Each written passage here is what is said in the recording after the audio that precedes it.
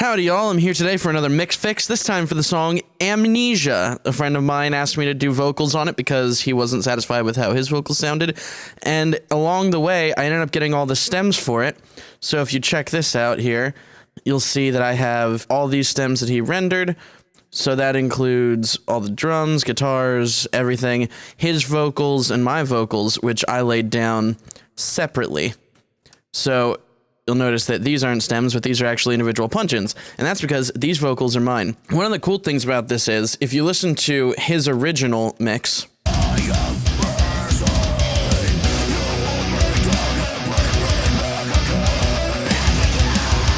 it's pretty good, and if you bring it up to the loudness that my mix came out to, you'll hear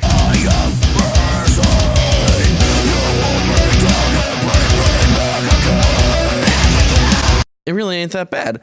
So now listen to my mix of it.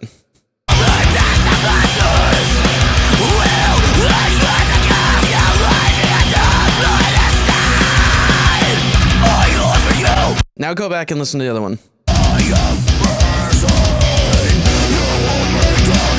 Suddenly, it feels like it's lacking something. So what I did is I took the initiative to EQ profile my mix of it and show you that his, while more aggressive in the 5 to 10K range and a lot more floofy in the 100 hertz to 500 hertz range, or about 400 hertz, it was actually lacking a little bit of low end and a lot of mid range by comparison, and a ton of high end up there.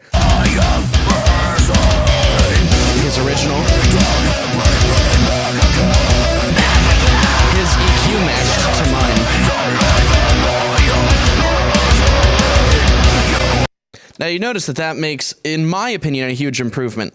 So how did I get to this point? Well, initially, I was just excited to be able to dive in and do vocals for somebody. But when I realized I could help them with a mix, I wasted no time in doing so. So here's my finished version.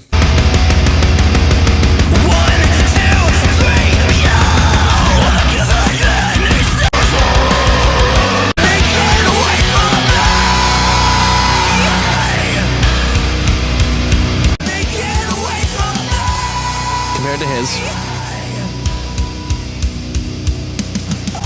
Loudness matched.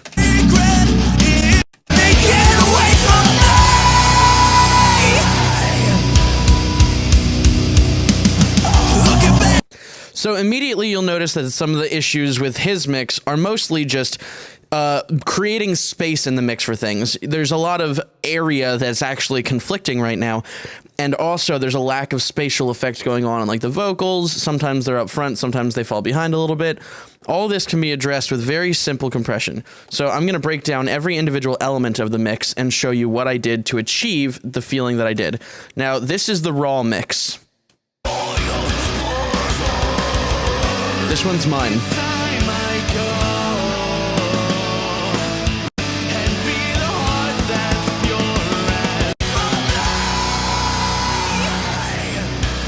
Without all the mastering.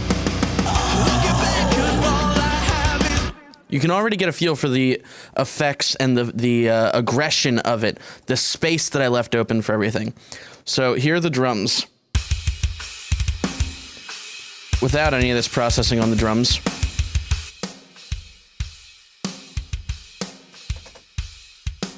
Now, I really didn't like how the drums sounded. The kick was fine, but the snare was all crack. So let's start out with the overheads. On the overheads, you'll notice I have a compressor and an EQ. Now, if I disable the compressor, it's very static. It's not as dynamic as I would like. So I turn on that compressor to just push it a little bit harder and kind of create the feeling of saturation in the overheads to make it feel like it was hit a little bit harder. I used a 2-to-1 ratio, a very fast release, and a moderately fast attack. So I boosted 200 hertz because there's actually no kick track in this, so I can tell the drums were programmed. But that means that I really want more of that voomph in the low end because there's no kick to fight. I also ended up doing nothing in the mid-range over here, cutting a little bit of 4K, and I cut a lot of 12K, because if I boost that area, you'll hear what I mean by this.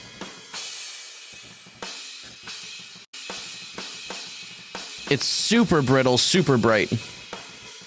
So I cut it, taming it a lot more. So now the overheads are a lot warmer, but it's got a more consistent high end, as opposed to without. It's a very shiny upper range. And I really don't want it conflicting with all the other elements going on, because there's a lot of synths, there's a lot of guitar work, all of that. So that's what I did for the overheads. Now you notice on the kick, I also use a compressor and an EQ. Let me turn these off and show you what I'm doing. So you see how the kick kind of starts off already kind of pre-processed sounding? I really don't want to do too much to it because of that. So turning on the EQ,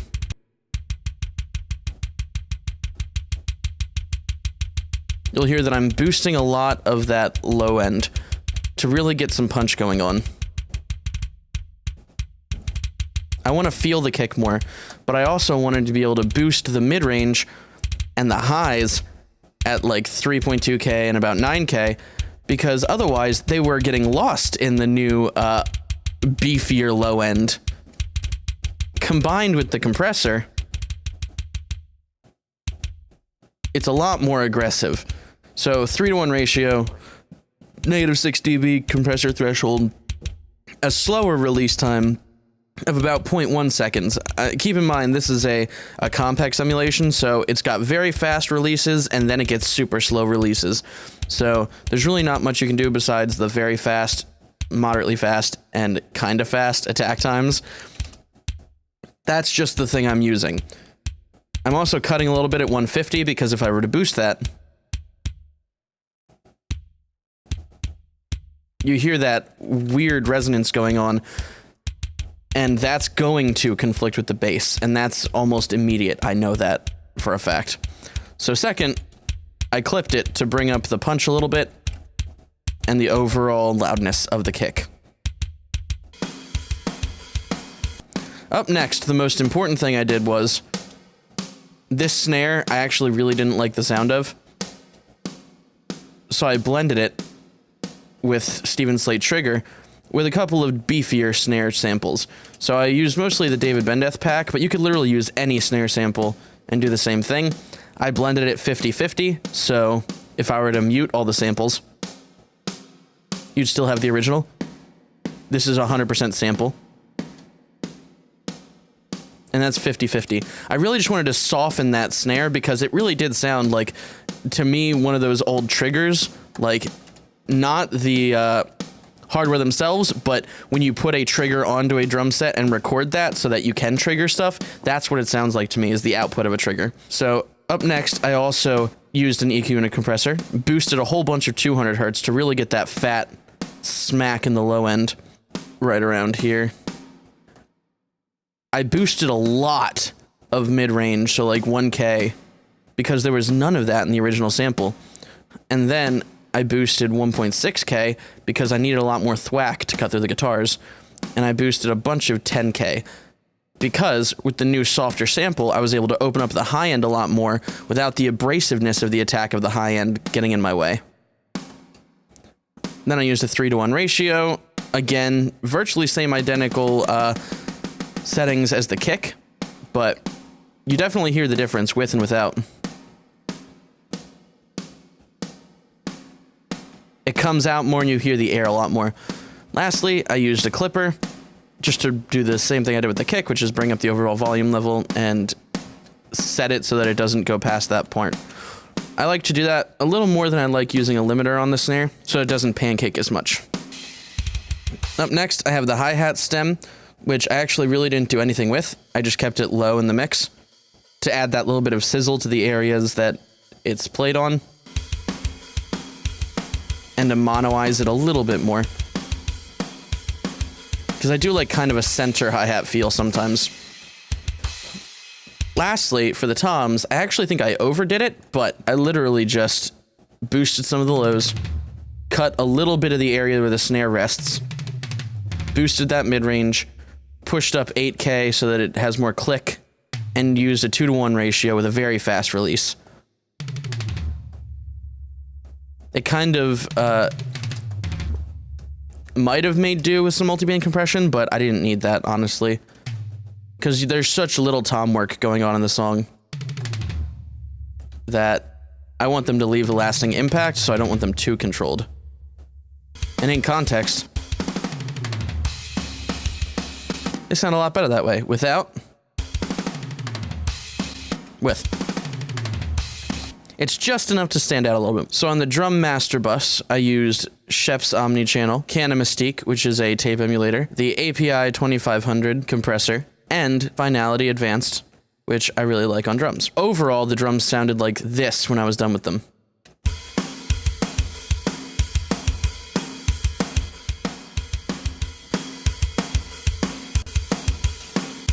So let's turn everything off and walk through it one by one to see what I was doing. Firstly, on the Shep's Omni-Channel, I added thump to get some more low end out of everything. So it really is like subharmonic boost and low mid boost. To compensate for that, I have this de-esser here pushing down a little bit of 153. I also am cutting a little bit of 4K so that with a de-esser so that it doesn't get overly aggressive in the high mids. Especially when the vocals and stuff come in, I don't want it to step on that key area of vocals. I'm boosting a little bit at 8 kilohertz. Boosting a little bit at 1.2 kilohertz with like 3 dB. Cutting a little bit at 270 because everything was a little bit ringy there. And doing absolutely nothing in the low end, except for this thump. Sometimes I'll do a boost in the lows with a shelf, but the thump did the perfect job for it here, especially because this is a much more tactile and open feeling mix. I don't want to have too much low end going on, I just want it to be felt. And that's all that's going on here. Oh, and a high pass filter at about 40 hertz, so that it doesn't step on the bass where I'm boosting it either, because I really wanted to feel the bass more below the drums. And that's just a personal choice. Up next, I'm using this free tape saturation plugin. I'm adjusting the high end, so this is actually a high cut. It emulates tape saturation, shelving the high range down a little bit, boosting the low floor, and pushing a little bit on the high mids. So you can hear all this really shaping the tone when I bypass and re-enable.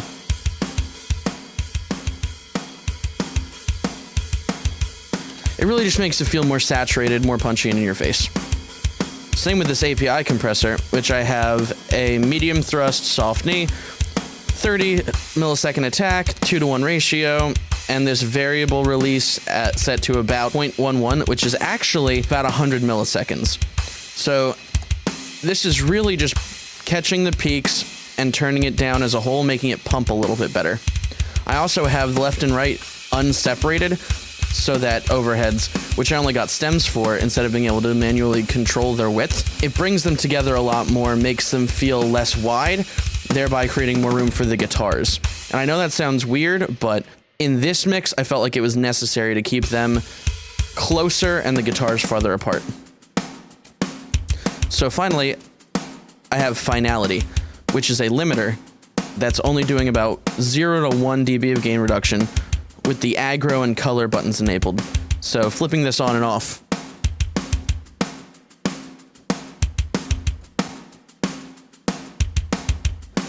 It's just adding a little bit of aggression to help it stand out with everything else.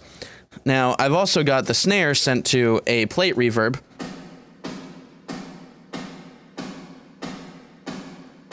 And that's about it. I'm cutting some of the lows, cutting some of the highs, making it more of a mid-rangey reverb so that it doesn't step on everything else.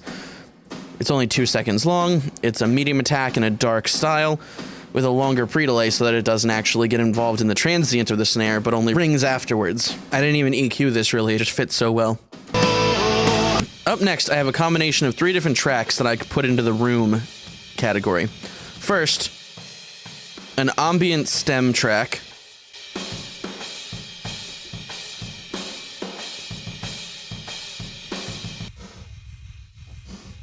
Next, this, which I'm assuming came from Easy Drummer, which really just feels like a snare and a tom reverb.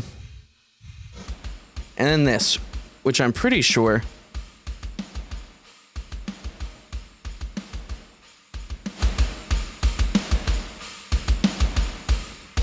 is like a room track for real, but I'm not entirely sure. So I took the blend of all of these and made them my ambiance group. And what I did with them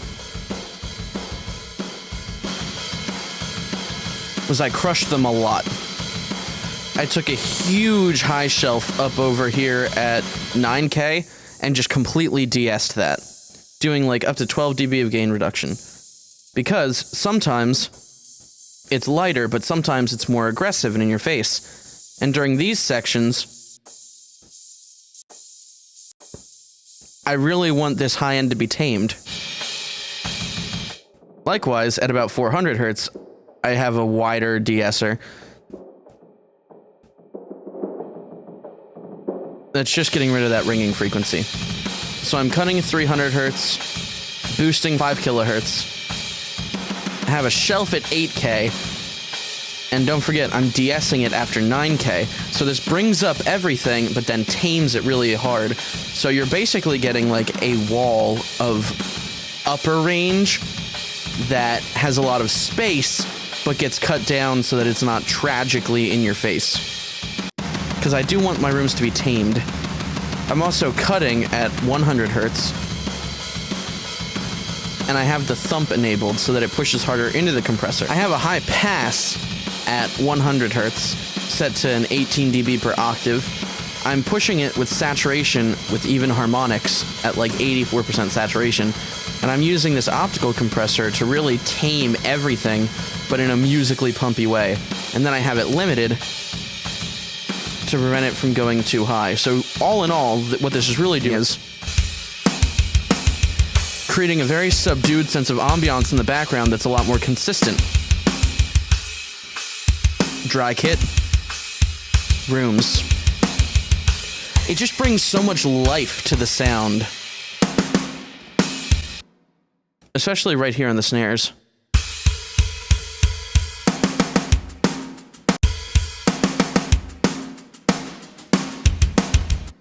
It makes you feel like there's something going on here. So that made me really happy. Up next, I have the parallel drum bus, which is really just being sent from the kick, snare, toms. I'm using this Shadow Hill style compressor. Super fast attack, super fast release, really high threshold to catch every single peak and make it a little bit more aggressive. Then I'm using Finality Light to just limit it so that it can stay even more consistent. But really,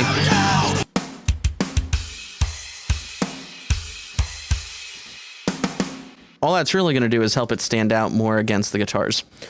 So that can be automated in and out as sections need, but for the most part, I've got enough space in the mix that I don't need a lot of parallel compression. So up next, I have the bass.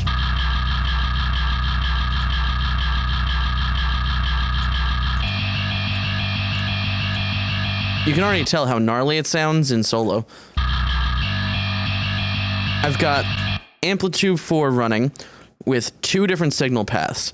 So L and R are both split to path A and path B. Path A has the Ampeg tone, which is very low, very woof, very awesome, and very powerful. It's very controlled in the low end, cutting all of 80 hertz because that's the area that the kick is going to be in, is anywhere from like 60 to 80 hertz. And boosting 150, cutting everything up here to emulate kind of a high shelf being cut or a low pass. And then boosting a little bit of 33 hertz, which, because I have all this bass coming, you really hear that low end. So I also have the cab with an RE20 style thing and a condenser 170 on an 8x10 cab, which is the Ampeg pack from Amplitude. And I have just a little bit of volume boosted here, and I'm not sure why. I think I was originally going to EQ it, but then decided it sounded good.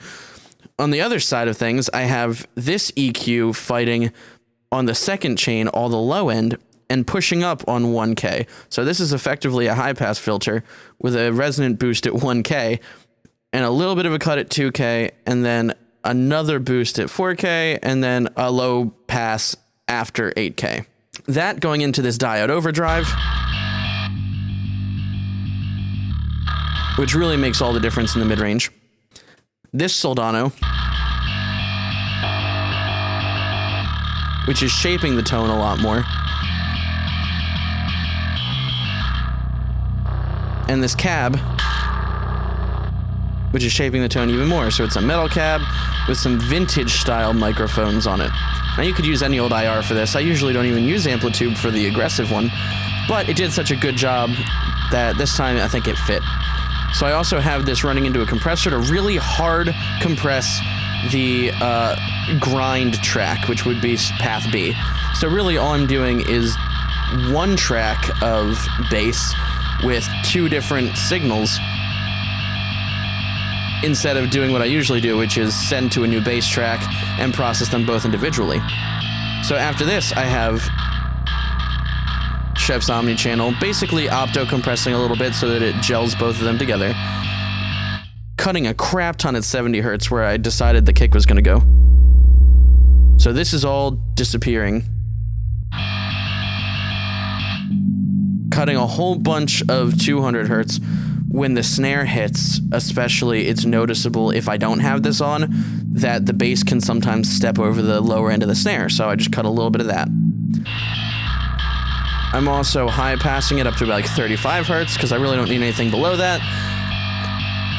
And cutting a little bit of 2 kilohertz, because if I don't, it stands out way too much. Boosting 1.2K. Because if I don't, it doesn't sound in your face enough. And boosting a lot of like at 2 dB at 35 hertz. You may not be able to hear it, but you can definitely feel it. So this opto compressor has a faster attack and a very fast release, but it doesn't really, because opto is a very slow attack by default. So this is just comparatively fast for an opto compressor. Now, it's only ever doing like 1 to 3 dB, and that's just because I'm trying to combine the two signals as if they were one, so that if one steps out too much, it brings it overall down with the rest of the bass signal. I'm also using a limiter on it so that it catches the peaks and doesn't stand out too much. It also brings up the overall aggressive feel of it.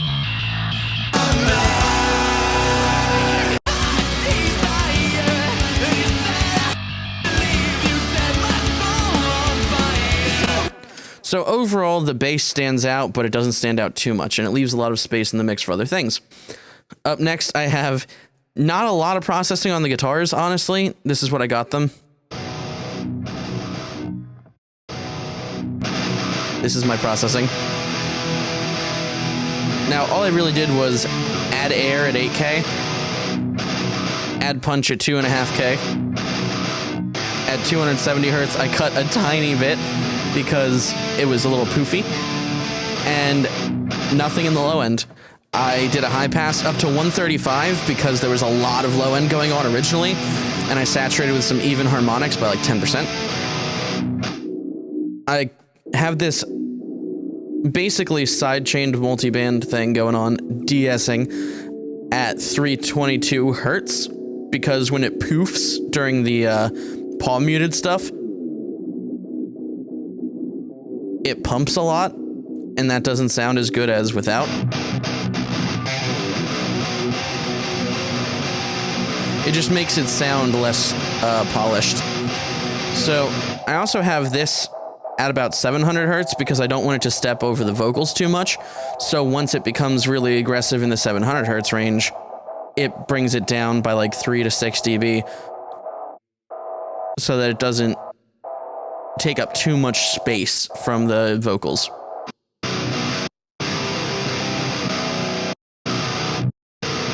And this may make it sound more full in solo, but that actually doesn't matter because in context,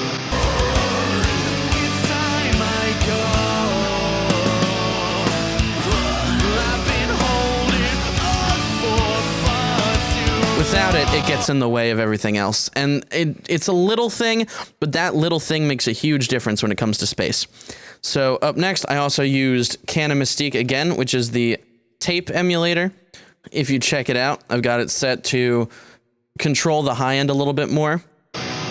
I'm biasing it so that it saturates a little harder, boosting the mids again, and boosting a little bit of the lows. So on and off.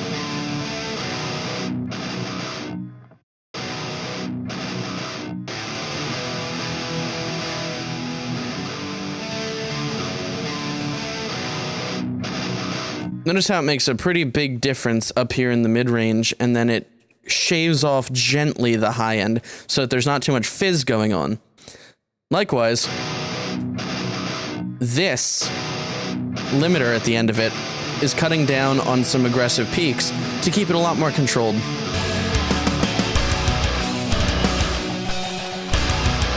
And that's part of what's giving these intro parts all of their aggressive dynamic feel. You hear everything pumping together. So you've got the bass with all of its limiting on it, and all that low end boost, just that tiny bit to give it a little bit. The kick with its clipping and low end boost in a different range. Keep in mind, they're not fighting each other because I cut all the kick's low frequency out of the basses and vice versa with the kick. Now the guitars have that thing going on where they have a nice solid mid range and not too much high end, and they're limited. So during these chugs, they're being pulled back a little bit, which gives the impression of an aggressive pump. So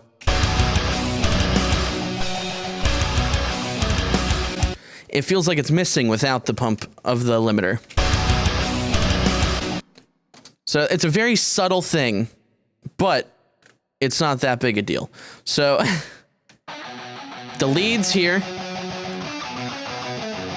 I actually didn't touch at all.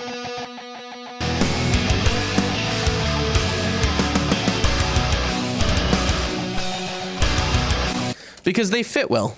I actually didn't think they needed anything. Up next, I have what are called the clean leads, which are literally just the clean parts during this section. Very pretty. I love it. I only used Shep's Omni channel for this because there's only so much I needed to do. So without, you'll notice they're lacking a lot of everything except that low mid-range, which again, this is where the snare is sitting. This is where the guitars are sitting in the mid-range. So overall, these clean guitars get completely washed out without some processing.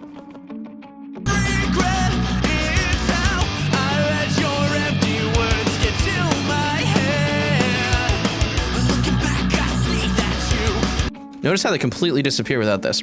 So what I did was I cut up to 224 hertz. Now that sounds crazy, but again, remember, there's a lot of elements in this mix, so I want to save all that low end for the things that really need it. Without, there's a poof that does nothing for the music. I also saturated it a little bit so that it stood out more. I boosted 7K at a shelf with like 6 dB, boosted 1.6K by like 3 dB, cut a little bit of 280, just a tiny notch by about 2 dB, and then boosted at around 420 hertz, which is ever so slightly above what the other guitars are at, which is around 300 to 400 with their area of low end, low mid, which just helps them to sit and gel with the others without getting lost anymore. So I also have this here. You hear that watery, washy sound at 230 hertz? I'm cutting that a lot with a de-esser so that you don't lose the whole body of that feel, so that you still get a little bit of the but not all of it. Also, I'm cutting a little bit with a de-esser at 4.5K because it's that creaky noise. And I wanted to cut just enough of that so that when it gets to really harder hits, it doesn't twang out. Lastly, I have an opto compressor only doing 1 to 3 dB of compression with an 83% mix. So I'm not actually mixing it in all the way. You're still getting a little bit of the dry signal, but the compression is working on like 83% of it.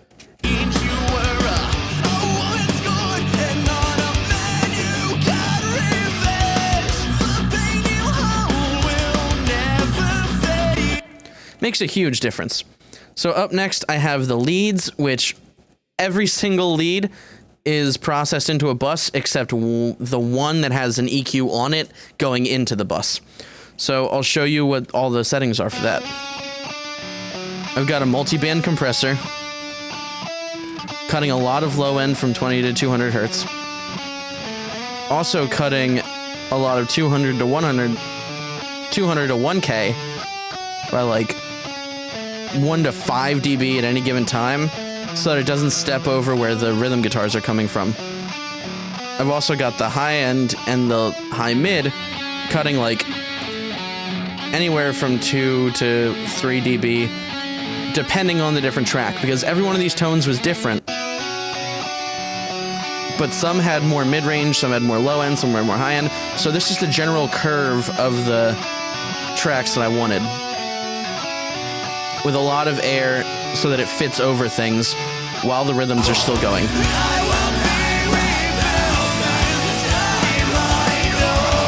I also have this limiter going so that everything stays very consistent volume-wise, even though every individual track has a radically different volume and feel.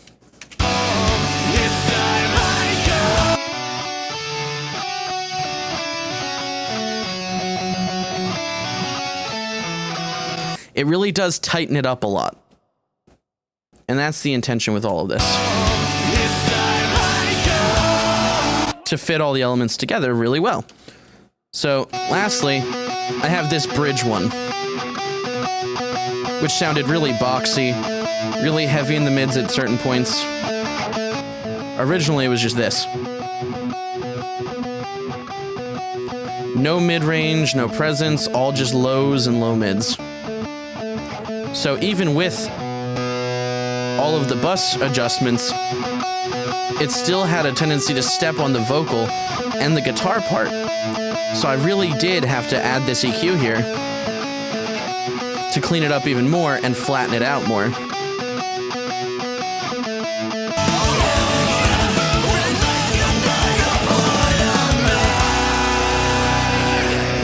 So that was the only one that really stood out too much. Thankfully, multi-band compression and a little bit of limiting worked really well for these leads, and I didn't have to do anything else. Almost lastly, for the mix phase, I have the clean vocals. It's time I go. I've been holding on for far too long. It's time all of these have a massive shelf boost at like 10K and a 4.2 dB boost at 5K. A cut at 485 hertz, and a high pass up to 185 hertz.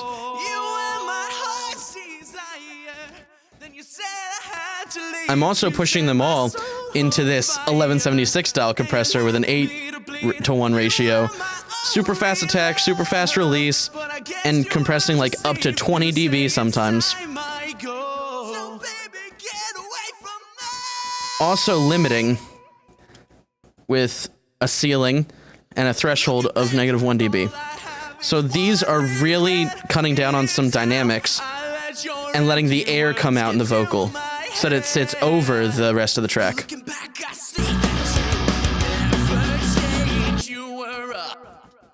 I also have this compressor doing multi-band compression,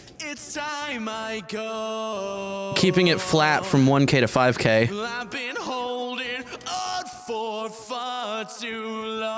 And cutting down on some of the S's, and aggression in the high end when it gets too much.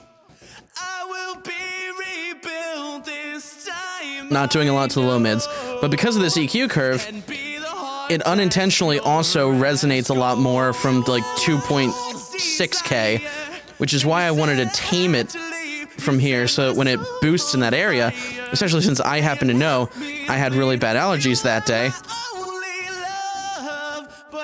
it creates a resonance up there that's not pleasing. So I'm just doing enough to cut down on that when it gets really nasal. Up next, I have this API compressor which isn't really doing much beyond like 3 dB on the hardest parts, except when multiple parts come in. It blends those really well. So it tames them both so that neither of them stick out too much when there's multiple tracks going on at the same time. Same with the harmonies. I have seen just what I could be, so I will change my destiny. And then I have a loud thrust and a soft knee, 30 millisecond attack, 2-to-1 ratio, and like 0.09 second release times. So not huge at all, just a very specific tone. Up next, I have a de-esser. For I have seen just what I could be, so I will change my destiny. So baby, get away from me! Because all that high end brings up the S's a lot. And lastly, I have this limiter Change my destiny. to make them a little more aggressive, stand out more in the mix, and bring out the overall character of it. I know that sounds weird, there's a lot of compression and limiting going on, but with all these elements, you want everything to be distinct, but at the same time, have its own character and retain its own flair, and feel like it's a part of the mix cohesively. I also threw on a delay, which my favorite way of doing it, in a send with a high pass and a low pass, focusing mostly on the mid-range, and like a 1/8 note on the left, quarter note on the right, and maybe a little bit of verb. You left me, you were my heart's desire. But that's my favorite way to fill out the depth in a mix. Because without it, the vocals stand out way too much, and sometimes they don't have enough feel. With Change my destiny. I'll be the man I was before you left me. And especially when I master this and everything gets a little bit more compressed and a little bit more pushed in, that delay will really bring out the space in the vocals. So up next, I have the screams, which on their own didn't sound bad at all, but let's hear them raw. I was before you left me. So first thing I noticed was they definitely needed some boosting at 2.5K and a massive shelf at 10K and cutting at 484 hertz again, and then using the same settings on the compressor as I did for the clean vocals. Compressing a ton. Every single one of those does that. I also cut a little bit of 2.4K to create a resonance style EQ. So there's a boost up here and a cut down here just to the left of it. So you're cutting down on the nasal of this, but bringing up everything in the overall area with this much wider EQ curve. That's a technique I like. I also have this multi-band EQ,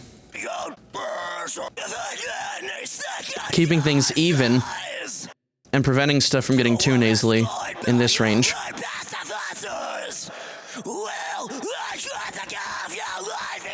Also using a de-esser to prevent it from being too sharp. Same API style compressor. Same settings as the lead vocals, just to tame everything out. Keeping it tame. And then this limiter to bring up the overall volume. And only to push it down when needed.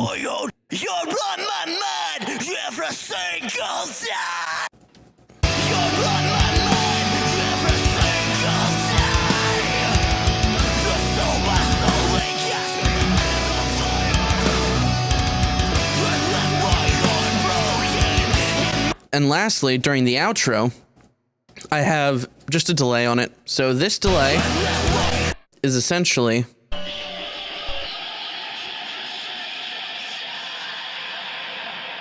high cut up to 55 hertz, low cut down to like less than 8K, 1 to 4, low quality to create that abrasive feel. And the same with this one, except for this one,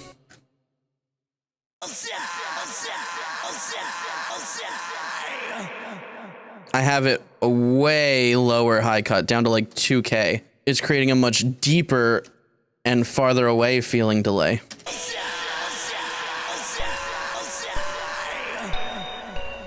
Oh yeah, and did I forget to mention the synths? Yeah, the synths I just threw in a bus and multiband compressed. Cut this area so that they don't step on guitars, keeping this area high enough that you can keep some low end in the synth, cutting some of the nasal over here, and then bringing up the high end of every synth while also cutting some of the aggressive highs of the other synths. That way everything's a little bit more uniform.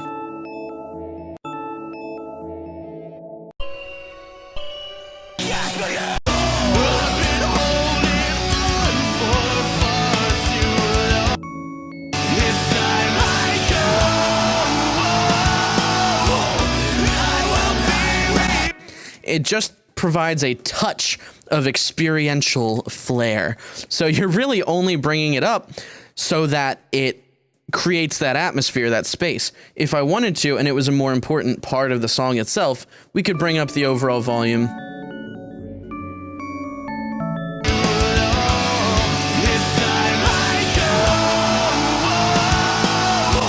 But I thought it was less important for musical reasons than for atmospheric reasons. So for the most part, I kept it pretty low. So that's everything in this mix. So how did I go from that to... I have seen just what I could be. Well, let me take you down the rabbit hole of mastering. So now I'm going to be going down this wonderful world of mastering, and I'm going to start with, I imported it to a new session. I ran it basically to the end, did a little bit of a fade, cut it to where it needed to be cut, and set the boundaries for my thing. Did the fade in so that it doesn't pop on entry, even though there's this. You got to be really careful in mastering that stuff, like the little details are taken care of, that you're not creating any problems for yourself. So this is the mix that we left off with.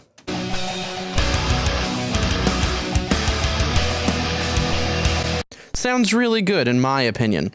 Now, my opinion doesn't mean jack doodly if other people don't think so. So what I did was I put this tape machine on just enough to literally kiss the needles, bring up a little bit of the bass by like a fraction of a decibel, and spin. Without. It just does something pleasing to the low end and the high end. Up next, because I wanted to cut down on volume overall, because this is a very gain-changing plugin here, I have Shep's Omnichannel doing a couple of things. I have a cut at 20 hertz. I have a resonant shelf boost at 50 hertz. Which means it's boosting everything under 50 hertz, but actually cutting a little bit at 50 hertz.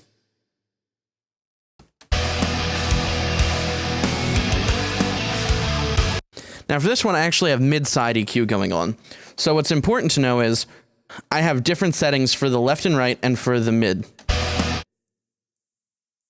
At 15K in the mid, I have a boost by 3 dB, a boost at 2.1K by 1 dB,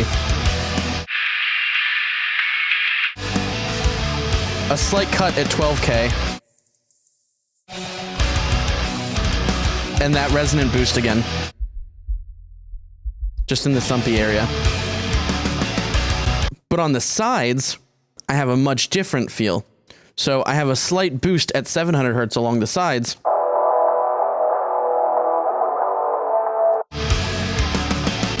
To bring back some of that mid-range to the guitars and to everything else that needs it along the sides of it to create a much warmer atmosphere. So it does something. It just adds that feel. So on the other hand, I also have a boost at 400 hertz along the sides. Because I wanted the guitars to fill out more, even as the other processing was going on, because some of that got lost in the limiting that I do later on. I'm also boosting 2.3 kilohertz in the guitars.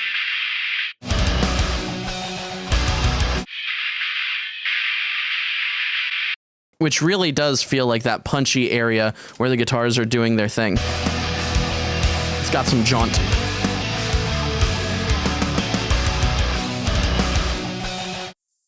I'm also boosting 12K by 4 dB along the sides so that the cymbals and everything else gets to be a little bit shinier around us.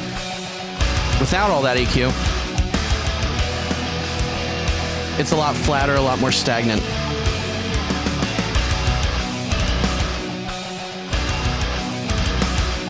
It just does something to open up the mix.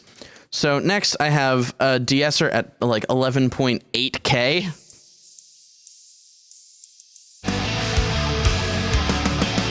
Because I don't want to cut that area as much as I want to bring it down when it's too harsh. And I'm very sensitive to that area. I don't know anybody else is, but it's just something that bothers me and makes it sound garish more than professional. So I only tame that area. I don't cut it a lot. I'm also cutting a little bit of 2.7K with that taming de-esser so that when stuff all hits at once, it pushes it down, but it doesn't get rid of that area entirely because I need that width in my mix.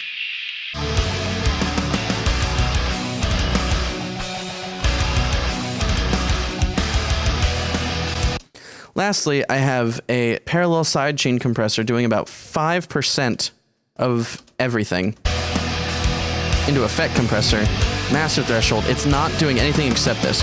If it was just this compressor, horribly distorted. I'm just blending enough to create the feeling of parallel compression across the whole mix. I'm also lowering the volume overall because gain staging into the next plugin. So without, with, it's a lot flatter and a lot tamer. So up next, I have this multi-band compression going on to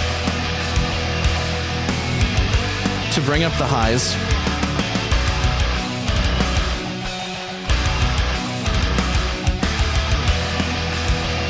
Tame some of that upper mid-range and make sure everything in the lower end is flatter.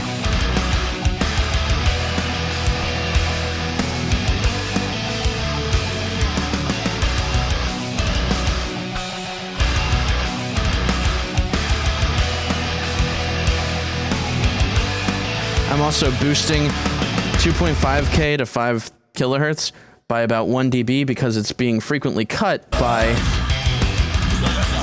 up to 1 or 2 dB.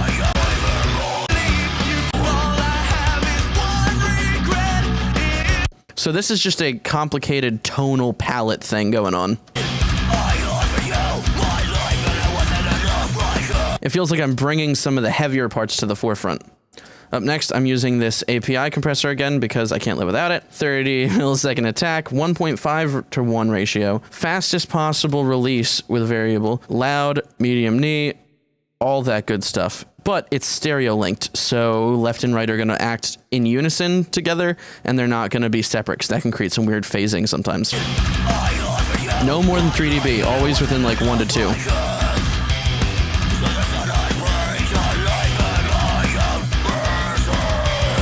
It feels like it just gels everything together better. Up next, I have this limiter, the wall. I'll keep the sanity button check enabled so you can hear what it's doing.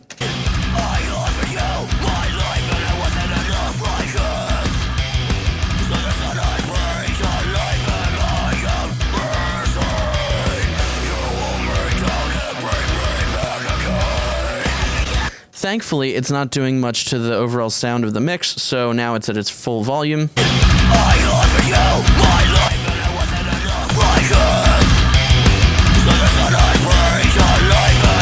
It's just a basic limiter doing what it does with a really, really fast attack and release time. And lastly, I have this clipper. So this is what the clipper's doing.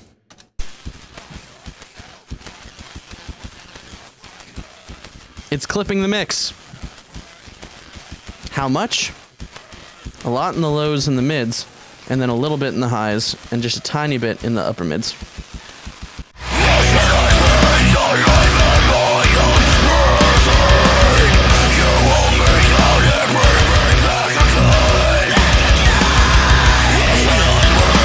Purely a taste thing, but I like the clipping in the lower mid-range so that the guitars have more bark and bite to them and aggression overall. But that's purely a taste thing. I like that kind of sound in modern music. Not a lot of people will agree with me if they're more fans of older metal, in which case this will sound closer to that. But that kind of clipping really brings forward like the more modern sound. So that is how I did it. From start to finish. And from humble beginnings.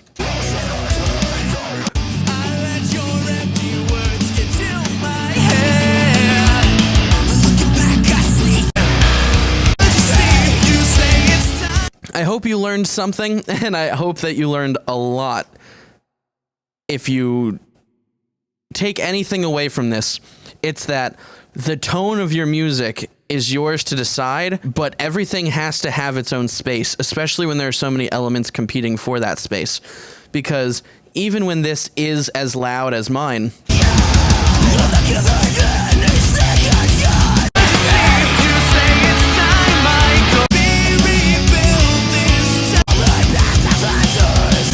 it doesn't feel as loud because there's competition going on. And once everything has its own space and everything's really clean and concise within those frequency ranges, you have a lot more room to mess around with the feel and the tone of the song. It's so much cleaner now, even though the snare actually is blended with less clear and less cracky samples. You still feel the snare, you still hear the snare, and it's not just a crack. Everything sounds a lot less plasticky in mine because you had a lot of emphasis on the 4 to 10K range and nothing within 1 to 2 and very little from like 3 to 5.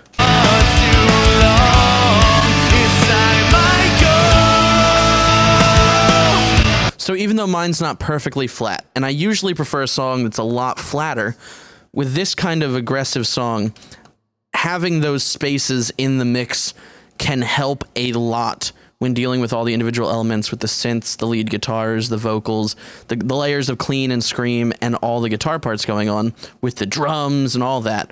So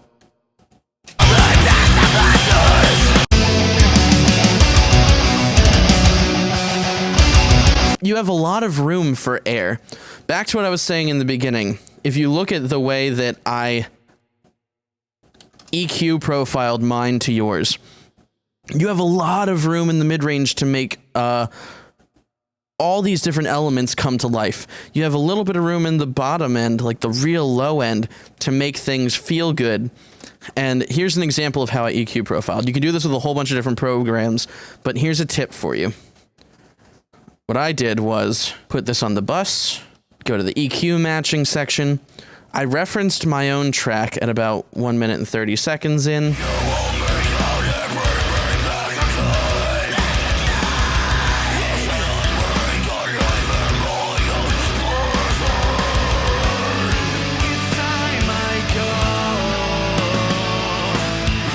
So that section of mine, and then for yours, I capture the target audio in Ozone.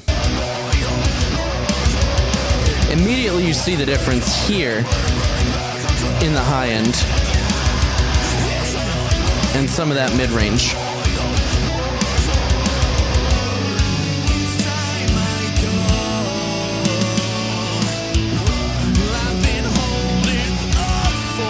And you'll notice, I can almost distinctly tell you what the elements are that are causing this to be the way it is. You gotta look to your drums and your guitars and your vocals.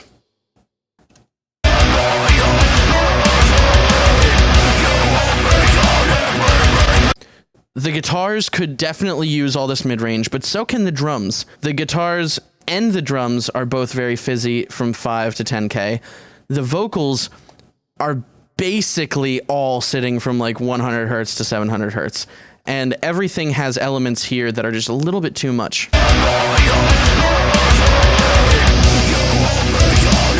You hear that going on when the guitars hit without the EQ match?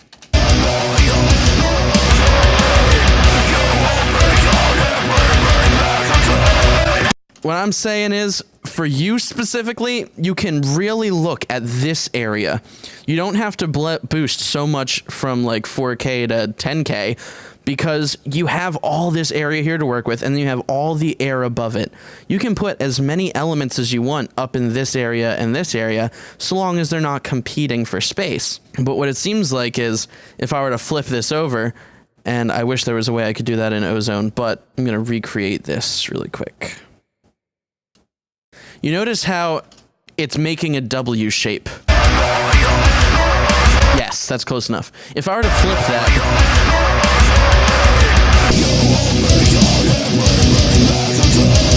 That's how your mix sounds comparatively to mine. So let me do this. Let me take this here, push it like this. So this is my mix now. Check this out. My complete mix.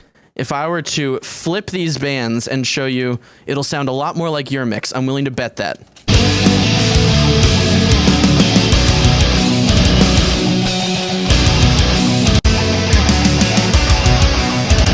Yes, and do you know how I knew that? Because, for one thing, we're using the same track, so it makes sense. But this exercise can be done with anything. EQ matching until you find what your tone differences are between your reference mix and your song can be extremely helpful. So using a reference mix for more than just the individual elements, but also for the overall tone, can be a little bit helpful, because otherwise you stay in this area of, well, I don't want anything to fight, so I'll just cut a whole bunch of stuff and then boost everything in the high end.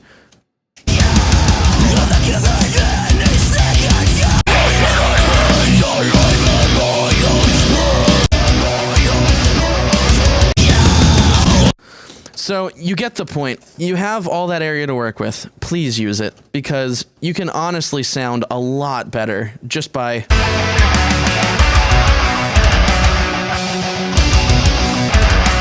focusing on the areas that need the attention and not relying so much on things that you've done before. So I hope that was very informative. I know I kind of rambled at one point because I thought of that thing I could do. Hopefully you got something out of this. If you guys have any questions, comments, anything you want me to check out, review, anything at all, let me know in the comment section below. And thanks again to my friend for sending me this track to mix, and thanks for letting me be on it. This is Phil Zio of One Wall Studio, and I'll see you again next time.